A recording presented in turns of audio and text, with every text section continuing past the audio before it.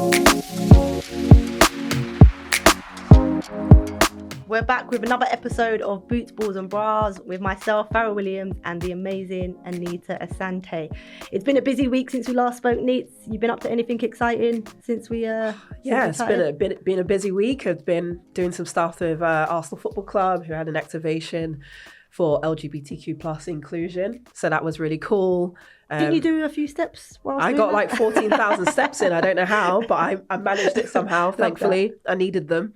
And then obviously I was at the Liverpool game as you were watching the Liverpool Man United game. So that was really exciting too. Yeah. That was a good game. And we're going to talk on that as well. And you had a busy weekend as well. Yeah, same. So at Anfield with the Liverpool Man United, obviously then the Women's Subway Cup on the Saturday. We were both doing a women's football show last night and then we're fresh here we are. This morning talking about the weekend's football. But Neats, we have to start with Chelsea 2, Manchester City 1 in the Women's Subway Cup final at the weekend. But before we talk about that result that I just mentioned, I don't know if you was watching on TV and how it looked on TV. I was there live and the pitch was an absolute disgrace. What was your take on it? I just think in terms of the standard of, pitch for where the women's game is supposed to be at now and the growth we've had. I mean, you made a comment actually made me laugh about, when you was watching on TV and what it looked like. Yeah, I think for me, obviously it's like a showcase event. So you want it to be an unreal spectacle and obviously a really good fan experience. But I said to you, didn't I? It felt like I was watching like a retro game that I'd played in 20 years ago in a cup final, just with the standards of the pitch. It looked really sandy, really bobbly. And we know what it's like as players when you arrive at certain grounds or stadiums and you think, oh my gosh, like we've got to play on that. That kind of been a good feeling, I don't think, for the players going out, prior to the game thinking, wow, this is what they're giving us. Yeah. Not good at all, really. No, I mean, as I mentioned, I think the standard of it was really poor. There was, it was quite funny because obviously it was around, players that work for both clubs and, players had been messaging within the group chat and from both sets of teams and just complaining about the standard of the pitch. And this is before kickoff. So this is before the game when the players obviously walk in. I mean, I walked out there, myself, Alex and Ellen, who was doing a hit right in the middle of the park. And as I come off, I was like, this is embarrassing.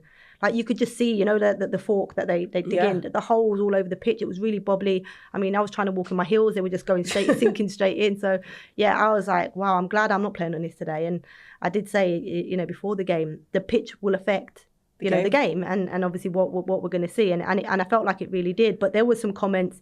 Erin Cuthbert after the game said it's not fit for a final. I would agree, and I'm sure yourself would agree. Absolutely. And then Sonia Bompastor with a, first cup final in the English game.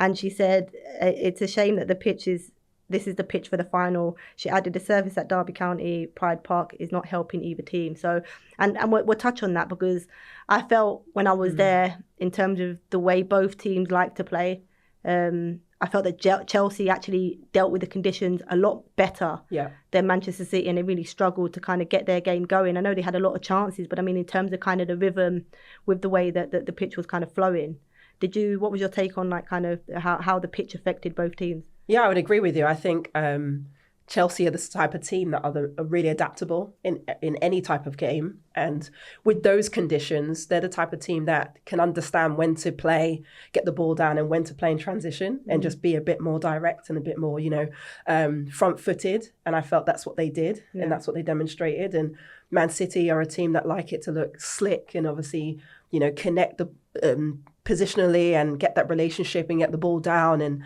and you sort of pass and move type play.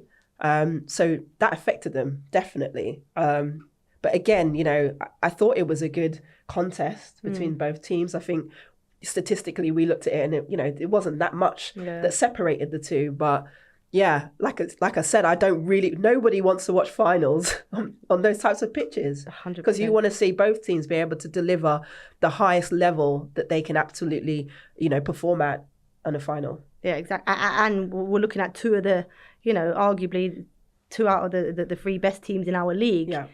Going into a final. I mean, of course, the conditions that are both the same for both teams. So I guess that's an even playing field in terms of that. And then it's about how you manage that. But obviously with different playing styles, it certainly, in my opinion, affected Manchester City a lot more than it did Chelsea. Mm-hmm. But we have to talk about that, though, because Chelsea, for me, when you think about, like, obviously we're talking about being able to adapt, and they did that. But the mentality within this team, they're unbeaten now. Still continue to be unbeaten. Lucy Bonds had a comment during the week that said, we're unbeaten, but if we don't have any trophies to show for that, an unbeaten one doesn't mean anything. They obviously got their first of 4 that they're competing for. But what do you make of their mentality? Like, we've spoke about it in previous years, but this year just feels a little bit different. I think we've seen Chelsea not always perform at their best. And even when they don't perform at their best as a team, they deliver. And I think that's the sign of a winning team, that they have the character, no matter what they face, that they find a way. And, Lucy Bronze is a great example of that. We saw it during the game when she's on the floor, she's lost her balance and she's still fighting, scrambling to keep the ball alive. And that actually led to the second goal. They're actually win out, didn't it? Exactly. That moment. That's the mentality. And when you can see it demonstrated on the pitch from, you can actually see that physically, that the players are putting energy, they're trying everything to win. I mean, that, for me, that would give me energy. That would make me feel like invincible. Like everything I do today is going to come off. And I feel like that's what Chelsea have. They have that sort of monster mentality to just get it done, and they do both ends of the game really well, in all fairness, because they suffered at times without the ball, but they backs to the wall defending, they did it. And in transition, you've got someone like Myra Ramirez, who we've raved about on this pod. I don't want to face her in those situations 1v1, when you're isolated, because she's muscling players and making things happen. So I think we've got to give credit to Chelsea, because that's what they do so efficiently all the time. Yeah. And you know what? You hear comments all the time, Manchester City deserve to win it. Well, actually, we spoke yesterday and obviously saw the stats in terms of the percentage. I think it was possession percentage. I think it was 52% to Manchester City, 48 Chelsea, quite similar. In terms of shots on target, I think it was City had 14, Chelsea had 12. In terms of on target, Chelsea had 5, City had 6. So when you actually break down the stats, and corners were quite similar. So when you actually break down those stats, from what you're actually seeing to what the stats then show you, the game wasn't as one-sided as people made out. People made out that City dominated and they were unlucky, and Chelsea were very lucky. Yes, you could argue that Chelsea, as you say, suffered. After they scored that opening goal, they suffered for a bit, and City pressed and put some balls into the box. But actually, Hannah Hampton made one save in that first half. So yes, they had final third entries. Yes, they put the pressure on Chelsea. Yes, Chelsea couldn't get out of their half after that opening goal. They had a chance again before the half that Ramirez could have put the game to bed. Should have scored. They broke on the halfway line. Probably should have scored. The game would have been put to bed. They didn't. But I think, you look at that game, and Millie Bright got player of the match, and rightly so. Her or Bjorn, in my opinion, both of those centre halves, magnificent. But I thought, as a back four, they were unbelievable. And we spoke to Lucy after the game, and for those of you that know Lucy, she's an attack-minded fullback and likes to play her game more in the opposition half than her own half. And I actually asked her about, what is it like playing in this back line? Because it looks like you genuinely enjoy defending. And her comeback was, you can't not enjoy defending when you have somebody like Millie Bright in the back line with you. And I was like, okay, I accept that. And she said that she's now started to really enjoy that part of it, because it means so much. But I think if you can get somebody like Lucy with that kind of attacking mindset to buy into a defensive strategy that then allows you to kind of be more forward thinking, obviously Bompastor and the team are doing something well. And I think more credit needs to be given to Chelsea for their mentality and for the way that they actually find a way to win games. Absolutely. Regardless of what's put in front of them. And arguably, they actually created, for me, the bigger, clear chances than Man City. So they were more effective in the sort of outcomes to Man City. But I think, like you say, the defending mentality. I mean, we saw Erin as well, working backwards, stopping attacks. That's what you want. How can you not enjoy playing in a team like that? No, it's certainly enjoyable. And it was a really good cup final, as you said, given the conditions. But that was one of 4, Neats, because, in the next 12 days, there's 4 fixtures between these two sides. Now, we know at Stamford Bridge, Chelsea beat Manchester City 2-0 earlier in the season. Again, they beat them 2-1 in the Subway Cup. And now they've got 3 games back-to-back. They've got the Champions League on Wednesday. They then have a league fixture on Sunday. And then the following Tuesday or Wednesday, I can't remember, they have the second leg. What do City need to do in order to get results from these games? Because if you look at the both games at Stamford Bridge and then again in the cup final, both of those games were mirror images of each other in terms of, how both teams set up and approached the game, and the outcome ended up the same with a Chelsea win in both occasions. So what does City and Nick Cushing, who, has only been in charge of the club for, Well, it was 5 days going into the final, so it's probably 7 now. But what does he need to do, in the next few days to kind of make changes to give City a better chance of maybe getting a result? Well, I think Nick Cushion has already had a positive effect on the team in terms of the energy that, like we said, they had a lot of final third entries. So now it's just about those fine details actually coming to outcomes, making earlier decisions or more definitive decisions in the final third, because at times they took too many touches or they wanted it to be a perfect opportunity. So I think he'll work on that. And I think also when I watched them from the first half in particular, their rest defence wasn't as good as it could be. So that would probably be something they would look at to nullify Chelsea, because if they can get the balance right, they won't get exploited in those 1v1 situations that Ramirez found herself in a number of occasions. And maybe their counter pressure just in, higher up the pitch. You know what? You mentioned that. Yeah. How good did they used to be at pressing opposition? And they've kind of lacked it a little bit in recent games and under Gareth Taylor and obviously Nick Cushion, it was similar at the weekend. They didn't kind of have that high intensity press that we're so familiar watching them play. Yeah, absolutely. I agree with you 100%, because I think we know where their threats are, in the front line. They have loads of players that can come in. You got Lauren James, Macario, who was really effective in the last game. But I think in Chelsea's build phase, for me, I think that's where you want to stress them out a bit more. Exactly. Get them stressed, get them to, force errors, turn over the ball higher up the pitch, and then you have the room to sort of be a bit more direct and explosive in those transition moments. Yeah. But I agree, I felt like they step off a little bit too much and don't have that kind of real intensity to press. So that would be something I would look to change going into their next fixture. But of course, they've met each other so many times. Like, they know each other so well. Like, the analyst is probably like, how many more times can I adapt this game plan? I feel like that when I'm trying to analyse on the game, because it's like we're doing and talking about the same thing every time we have those two in front of us. For the BBC, when we're trying to give the viewers something to look for, it's kind of like we're saying the same thing again, guys. So I'm hoping Wednesday night gives us something different. Yeah, exactly that. I think I would just love to see that level of intensity more in those, like I said, pressing game, counter pressure and rest defence. If they improve in those areas, I think they have a real chance. Yeah, and apparently, I don't know how true this rumour is, Bonnie Shaw potentially injured after that cup final. She did come off, I think, at 75 minutes. There's a rumour that she might be injured for the midweek game. Without Bonnie Shaw? I mean, without Bonnie Shaw, more difficult. I think it makes the game a bit more challenging for them for different reasons, because she has such a presence and she is such a focal point for the team. But I think Nick Cushion is quite, he'll have a lot of ideas on how he can maybe adapt and change the game slightly and actually maybe utilise Miedema a bit more, get her into a more effective position. We've seen her be just as effective in the line. So that would be something potentially, and means Jess Park gets into the game too. Yeah. A bit more of a creative spell in behind. But we know they've got quality in the team. It's just those fine details.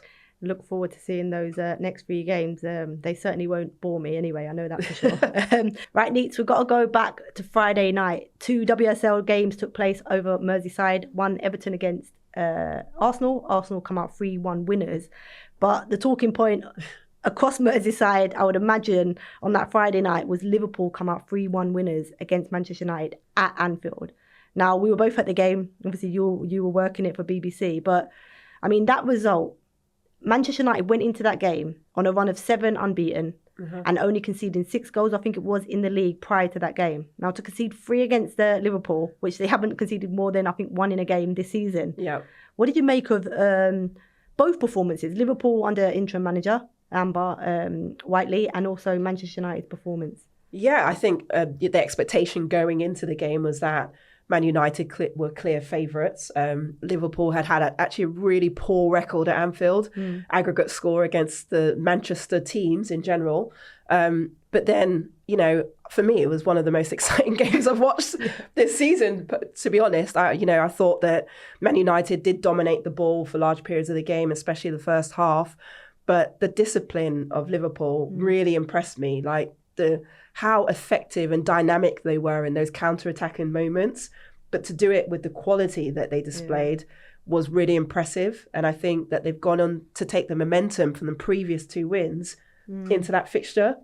And of course, we were also discussing the players that we just enjoyed watching so much. Yeah. And Olivia Smith obviously was one of those. Bernabe, who came in at the left back position. Good, yeah.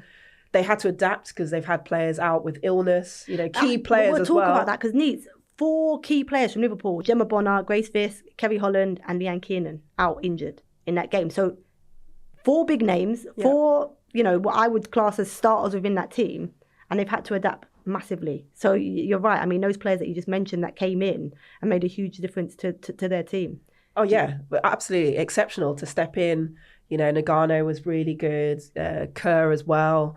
I think you got a sense of that this is a real squad with some belief. And obviously Amber Whiteley, they're really taking to her leadership and trying to implement the things that she's putting into the team, especially from a defensive standpoint. Yeah. But I think she's also given them the freedom, like in attack when they go, to really go and commit and do it 100%. And I think Man United was a bit shell-shocked. Completely. Actually, especially when the first goal went in, arguably you could say Fallon, Tillis Joyce could have done better with that first one, but they made it happen, So for me, an overall really impressive performance. And it actually makes the next fixture against Arsenal even more exciting, I think. Yeah, for sure. No, I would agree. I think Amber Whiteley, in terms of, she only had a short period of time. She's been at the club a long time. She's had an interim role before, and obviously she has this now until the end of the season. But I think, you highlighted it there in terms of the structure and actually defensive discipline. I think we spoke about it yesterday as well on the Women's Football Show, the importance of that, and then obviously freedom in attack. And I felt like the players are very disciplined in their roles. I think they frustrated Man United. We spoke about the amount of possession that Manchester United had in the game without really creating any chances. That Rachel Laws had to, I know she had 1 save over the bar, 1 down low, but that was it probably in the first half. And, I think there was, apart from the goal in the second half, she didn't have any saves to make. So, yes, they dominated possession, but I think the structure of Liverpool looked a lot better. They kept Man United forward players quiet. Exactly. We hardly mentioned, we didn't mention Turland. No. We didn't mention Galton.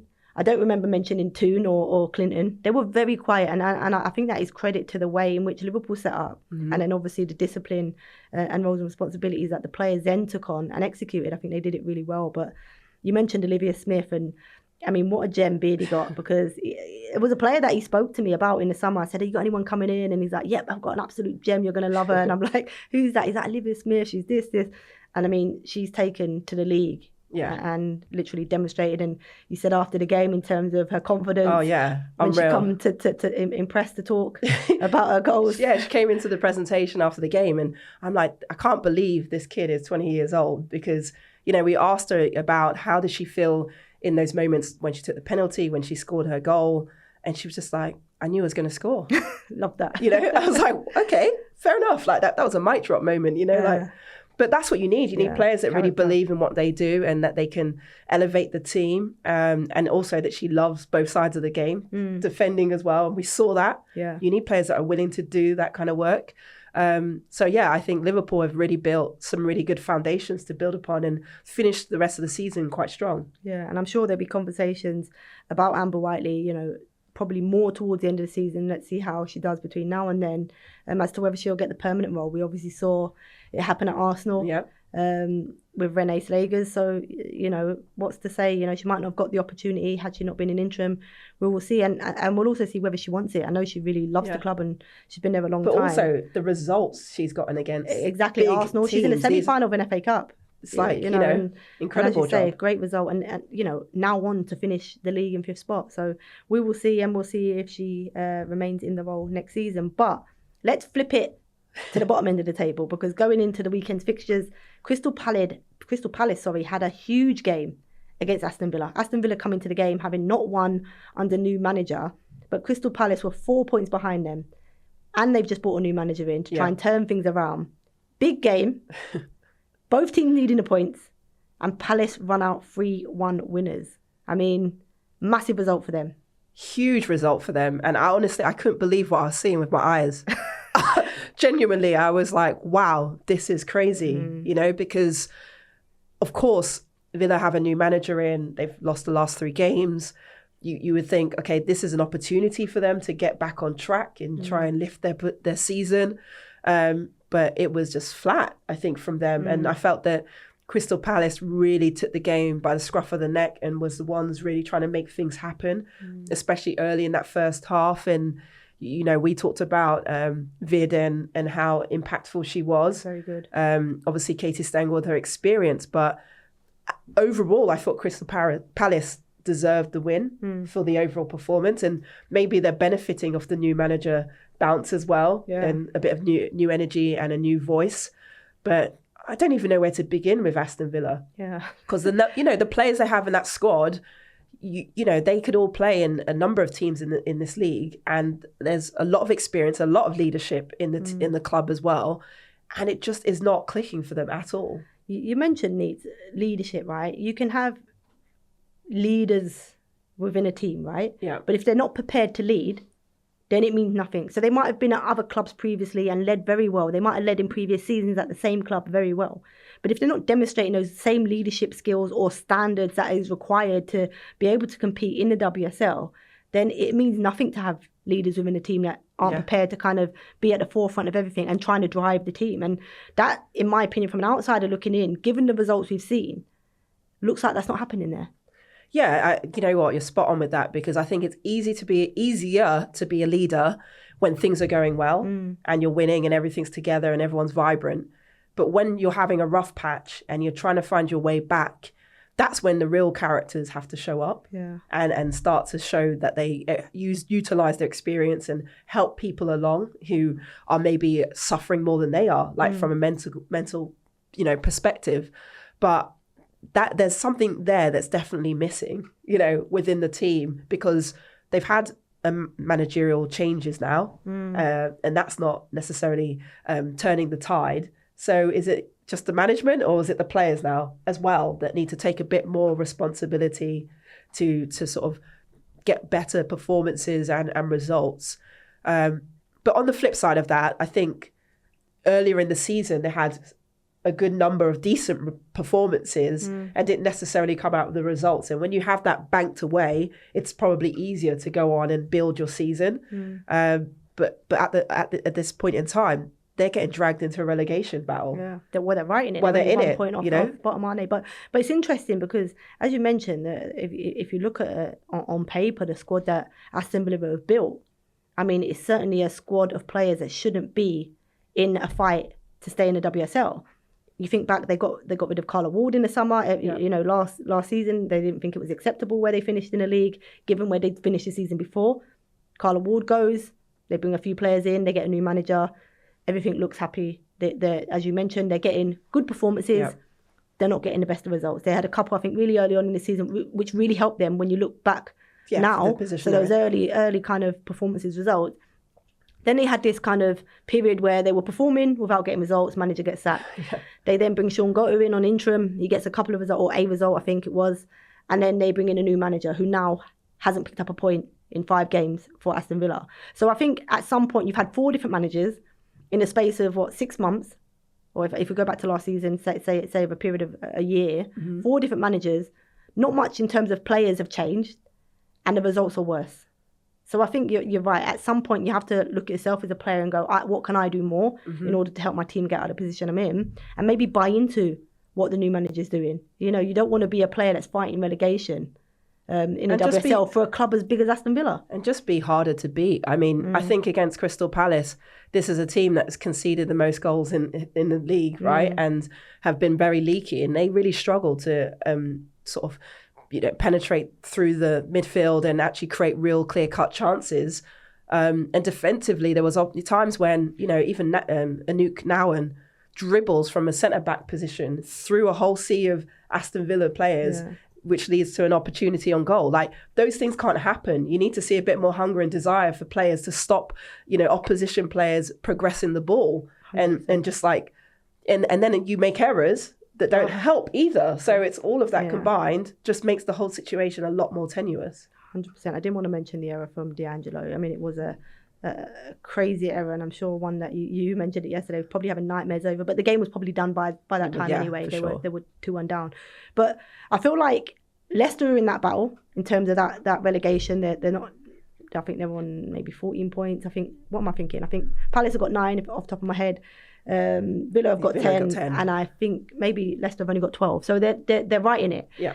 But I've got Villa's and Palace's remaining games just because, you know, they're the two that are sitting at the bottom of the table. So Villa remaining games, they've got United at home at the weekend.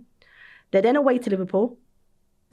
They then have Spurs at home, Arsenal at home, West Ham away, and Brighton at home. That's their remaining. And then if I go to Palace, they've got Everton away, Arsenal at home, Chelsea away, West Ham at home. And this game for me is crucial. Leicester at home and Man City away.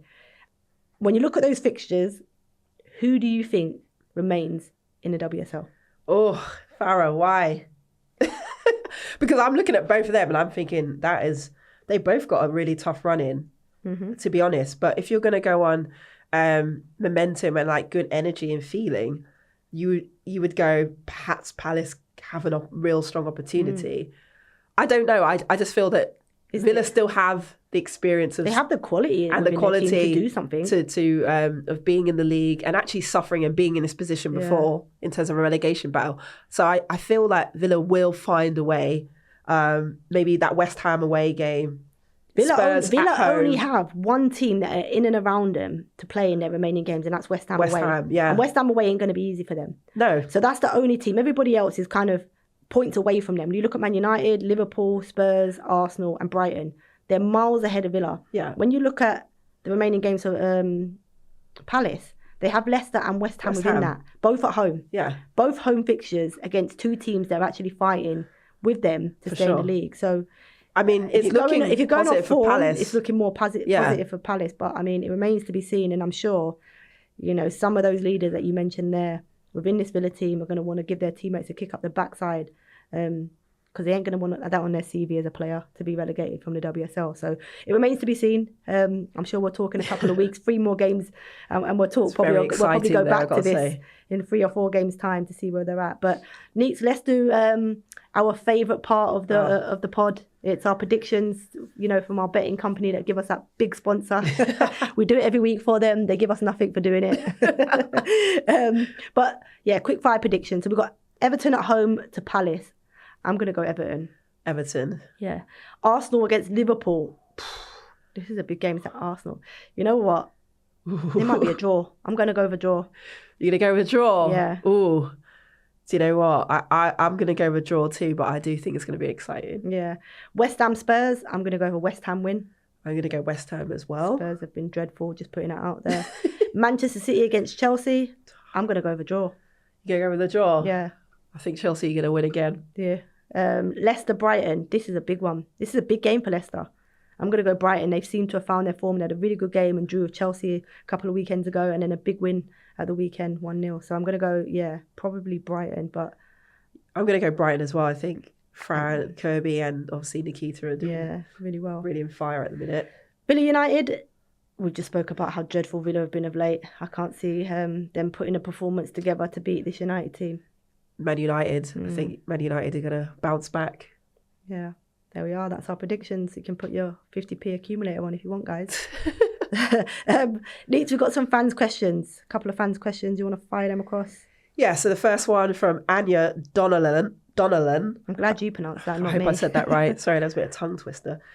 Who would you most want to play with out of the current players in the WSL this season? Farah. Yeah. You know what? For the way that I play, I always look for like those strikers that like have good movement, because obviously I like to find those forward passes into them. But just because how much I love watching Erin Cuthbert, I'd love to have somebody like her alongside me in that midfield area. I think she's unbelievable, as I say. The way that she, you know, plays the game in all different, you know, styles. You know, she's aggressive. She can play, you know, with the ball. She's creative. She can get goals. She doesn't mind the dirty side. Mm-hmm. She's somebody that if I was playing crap, she certainly would be the first one to be like, Farah, effing whatever. So yeah, I'd like somebody like that with her kind of character, personality to play alongside. I think it'll be an amazing 2. Yeah, that's a good one. I'm going to say Mariona Caldente, just because she's a midfielder with like she's really intelligent movement, really technical player, and you know, just I think it'd just be fun to play with her, like the way she like passes moves and stuff. So I'd probably say her. Next question is from Sandra12. Who is your WSL GOAT? These are difficult.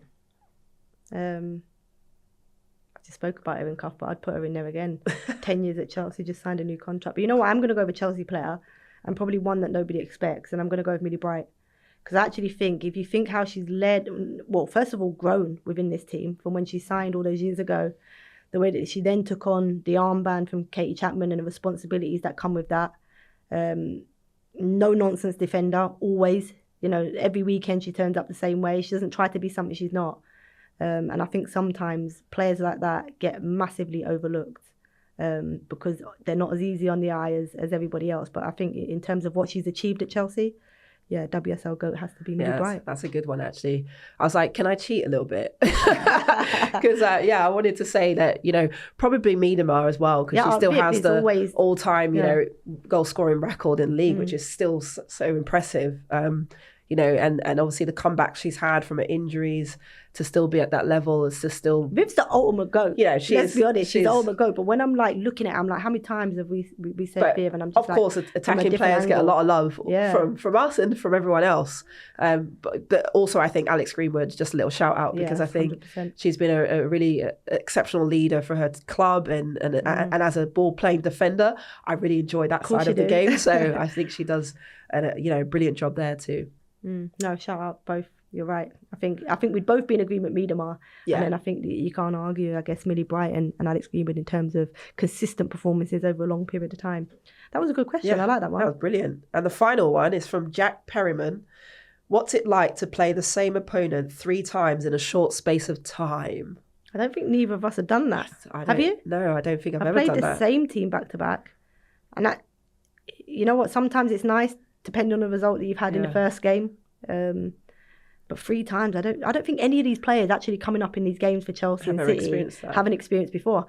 I'd be surprised if anyone has. No. In football, 4 times back to back. Your next 4 games, I think it's unheard of. Yeah, for sure. It's like the timing of it is I'd like someone out there to do some research, because I really don't recall ever being in that scenario. I don't think any men's team's ever been in that scenario. No. 4 of the same team back to back in 12 days. Unheard of. It's sort of unprecedented, so I don't know how you would. It's so difficult to prepare for it. I think it's so difficult. You prepare for it like any other game. And the thing is, you don't also. You're a coach, and I'm sure you don't massively want to come back from like principles and style of play just to do something different against the opposition. So it's very difficult to do that. Most people will kind of stick to those principles of play and style of play within each of those games, and normally you face each other a few months apart, and then it's whoever executes it the best on the day kind of gets a result. But to do that over 12 days 4 times is crazy. It's insane, because the demands mentally, physiologically, tactically, all these players are going to have to be like on it is incredible. But I think ultimately it goes back to your own standards.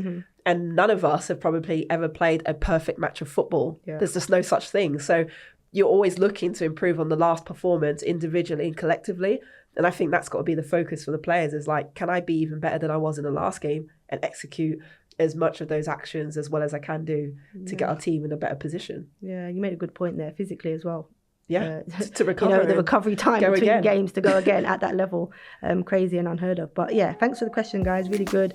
Guys, thanks again for listening to Boots, Balls and Bras. Don't forget to subscribe, comment and like. And also send in your questions or your topics that you'd like myself and Anita to discuss in future weeks to come. Thanks again, and we'll see you next week.